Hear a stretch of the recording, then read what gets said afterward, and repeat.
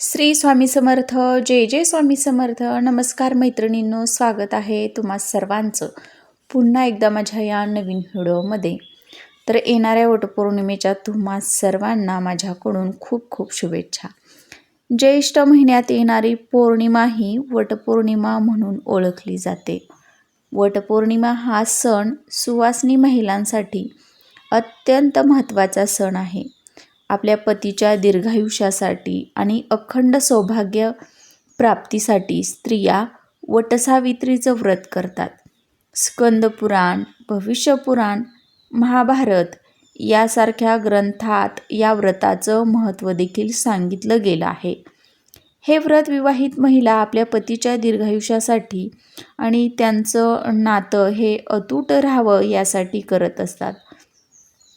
पतीच्या दीर्घायुष्यासाठी या दिवशी संपूर्ण दिवसभर उपवास करतात. पण या व्रताचं जर आपल्याला संपूर्ण फळ प्राप्त करून घ्यायचं असेल तर त्याचे काही नियमसुद्धा आपल्याला पाळावे लागतात. आणि म्हणूनच वटपौर्णिमेची संपूर्ण माहिती आपण आज या व्हिडिओच्या माध्यमातून पाहणार आहोत. या दिवशी व्रत कोणी करावं, व्रत कोणी करू नये, या स्त्रियांनी चुकूनही हे वटपौर्णिमेचं व्रत करू नका, पश्चाताप करण्याची वेळ येईल. कोणत्या रंगाची कपडे घालावीत, कोणत्या रंगाची कपडे चुकूनही घालू नयेत, कोणते 5 शुभ रंग आहेत, उपवास कसा करावा, उपवास कधी सोडावा, कोणते नियम पाळावेत, त्यासोबतच आपल्याला या दिवशी कोणत्या चुका करायच्या नाहीत याची संपूर्ण माहिती आपण आज या व्हिडिओत पाहणार आहोत. त्यामुळे तुम्ही हा व्हिडिओ कुठेही स्किप करू नका. अतिशय महत्त्वाची माहिती असल्यामुळं तुम्ही जर हा व्हिडिओ कुठे स्किप केला तर त्याची योग्य ती माहिती तुम्हाला मिळणार नाही. म्हणून तुम्हाला कळकळीची विनंती आहे की हा जो व्हिडिओ आहे तर तो तुम्ही शेवटपर्यंत नक्की पहा. चला तर आता मग अशा सुंदर व्हिडिओला सुरुवात करूया.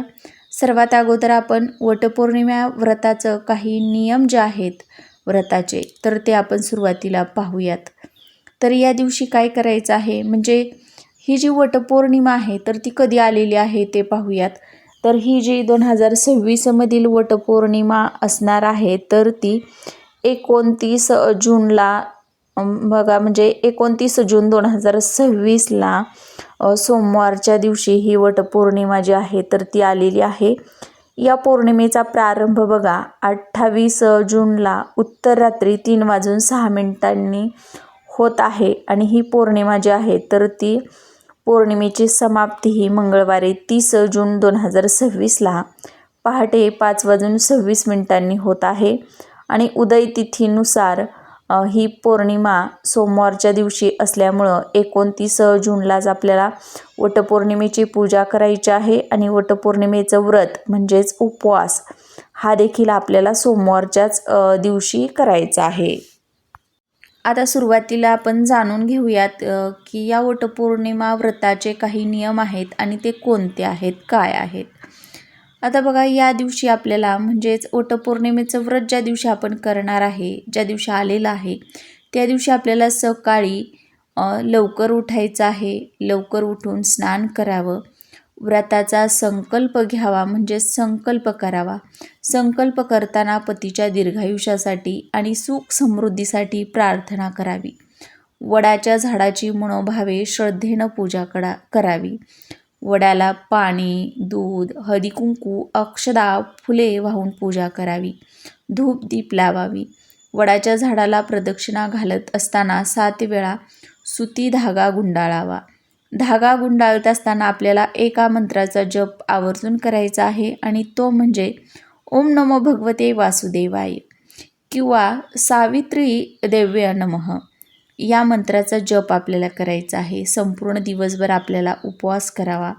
फळे खाऊन किंवा उपवासाचे पदार्थ खाऊन आपल्याला हा जो उपवास आहे तर तो करायचा आहे. आणि हा उपवास आपल्याला संध्याकाळच्या वेळी किंवा दुसऱ्या दिवशी सोडायचा असतो. काही भागामध्ये संध्याकाळच्या वेळी हा उपवास सोडला जातो तर काही भागामध्ये दुसऱ्या दिवशी हा उपवास जो आहे तर तो सोडला जातो. आता बघा, आपण हा जो उपवास आहे किंवा ही जी पूजा आहे तर ती करताना आपण जी पण कपडे परिधान करणार आहोत किंवा ज्या साज शृंगाराच्या वस्तू घालणार आहोत तर त्यासुद्धा या पूजेमध्ये तितक्याच महत्त्वाच्या असतात. आणि म्हणून या दिवशी काही जे रंग आहेत तर ते शुभ मानले जातात आणि काही रंग जे आहेत तर ते कोणतीच पूजा करताना वापरले जात नाहीत किंवा त्या रंगाचे कपडे आपण परिधान करत नाही, ते अशुभ मानलं जातं. आणि याचीच माहिती आपण पाहूया. तर या दिवशी आपण जी पण कपडे घालणार आहे किंवा साजशृंगाराच्या वस्तू घालणार आहे त्यामध्ये या रंगाच्या वस्तू आपण चुकूनही घालू नयेत. या दिवशी बघा काळे, निळे किंवा पांढरे कपडे चुकूनही घालून पूजा करू नये. हे रंग पूजेत वर्ज्य मानले जातात. परंपरेनुसार बघा काळा आणि पांढरा रंग हा शोक, नकारात्मकता आणि अशुभतेचं प्रतीक मानलं जातात आणि म्हणून या दिवशी हा रंग घालून चुकूनही पूजा करू नका. म्हणजे आपल्याला या रंगाच्या बांगड्या किंवा कपडे या ज्या वस्तू आहेत तर त्या चुकूनही परिधान करायच्या नाहीत. आता या दिवशीचे शुभ रंग पाहूयात कोणते आहेत. तर या शुभ रंगामध्ये पहिला जो रंग आहे तो म्हणजे लाल रंग. तर हा रंग प्रेम, समर्पण, शक्ती आणि सौंदर्य याचं प्रतीक मानला जातो. म्हणून या रंगाचे कपडे आणि बांगड्या घालून तुम्ही आवर्जून पूजा करू शकता वटपौर्णिमेची. त्यानंतरनं दुसरा रंग आहे गुलाबी रंग. तर हा रंग नात्यातील गोडवा वाढवण्याचं काम करत असतो. त्यानंतरनं तिसरा रंग म्हणजे पिवळा रंग. आता बघा पिवळ्या रंगाला आध्यात्मिकदृष्ट्या ज्ञान, समृद्धी आणि प्रसन्नतेचं प्रतीक मानलं जातं. हा एक सकारात्मक रंग आहे, त्यामुळे या रंगाचे कपडे आणि बांगड्या आपण घालून किंवा वस्तू परिधान करून आपण पूजा करू शकतो किंवा पूजा करताना या रंगाचे वस्त्र किंवा वस्तू आपण घालू शकतो. त्यानंतरनं हिरवा रंग. कोणत्याही विवाहित स्त्रियांसाठी हिरवा रंग हा फार शुभ मानला जातो, जो स्त्रियांच्या नातेसंबंधातील वाढती नाती, समृद्धी आणि प्रगतीचे प्रतीक मानला जातो. म्हणून या रंगाचे आपण कपडे घालून पूजा जी आहे ती वटपौर्णिमेची तर ती करू शकतो. त्यामध्ये लाल रंग, पिवळा रंग, हिरवा रंग आणि गुलाबी रंग या रंगाचे आपण कपडे या दिवशी आवर्जून परिधान करावीत. त्यासोबतच बघा या दिवशी काळा, निळा आणि पांढरा या 3 रंगाच्या वस्तू किंवा कपडे जे आहेत तर ती चुकूनही आपण ही पूजा करताना परिधान करू नयेत. तर आता पाहूयात की या पूजेसाठी म्हणजे वटपौर्णिमेची पूजा करण्यासाठी शुभ मुहूर्त काय असणार आहे. तर 29 जुलैला सोमवारच्या दिवशी पूजेचा शुभ मुहूर्त हा सकाळी 8:55 पासून तो 10:40 अत्यंत शुभ आणि फलदायी हा मुहूर्त आहे.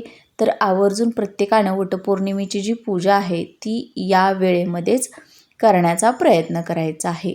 आता पाहूयात उपवास कसा करावा. तर बघा या दिवशी उपवास करताना किंवा आपण उपवास पकडतो या दिवशी किंवा धरतो ज्याला म्हणतो आपण, तर तो उपवास करताना आपण फळं खाऊ शकतो.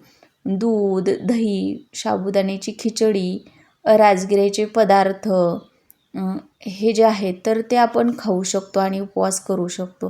प्रत्येक भागामध्ये बघा उपवास करण्याची पद्धत वेगवेगळी असू शकते. त्यामुळे तुमच्या भागामध्ये जशा पद्धतीनं व्रत केलं जाईल त्याच पद्धतीनं तुम्हाला हे वटपौर्णिमेचं व्रत करायचं आहे. यानंतरनं बघा या दिवशी कोणते पदार्थ वर्ज्य करायचे आहेत. तर या दिवशी आपण मांसाहार, मासे, अंडी, कांदा, लसूण, मसालेदार पदार्थ त्यासोबतच बाहेरचं अन्न, कडधान्य ह्या ज्या वस्तू आहेत तर ते खाणं आपल्याला या उपवासामध्ये टाळायचं आहे किंवा या दिवशी हे नियम पाळायचे आहेत. त्यासोबतच बघा म्हणजे हे जे वटपौर्णिमेचं व्रत आहे तर ते विधवा महिलांनी किंवा मुलींनी करू नये, कारण की हे व्रत सुवासिनींसाठी असतं. त्यामुळे हे व्रत सुवासिनी महिला आपल्या पतीच्या दीर्घायुष्यासाठी करत असतात आणि म्हणूनच हे व्रत या स्त्रियांनी चुकूनही करू नये. त्यासोबतच बघा आपल्याला वटपौर्णिमेची पूजा करताना सुद्धा एक गोष्ट लक्षात ठेवायची आहे की वडाच्या झाडाची फांदी तोडून आणून आपल्याला या फांदीची पूजा चुकूनही करायची नाही. जर तुमच्या घराच्या आसपास वडाचं झाड असेल तरच तिथं जाऊन तुम्हाला ही जी पूजा आहे तर ती करायची आहे. अन्यथा आपल्याला वडाचं चित्र काढून पाटीवरती किंवा वहीवरती त्या प्रतिमेचं सुद्धा आपण पूजन केलं तरीही चालेल.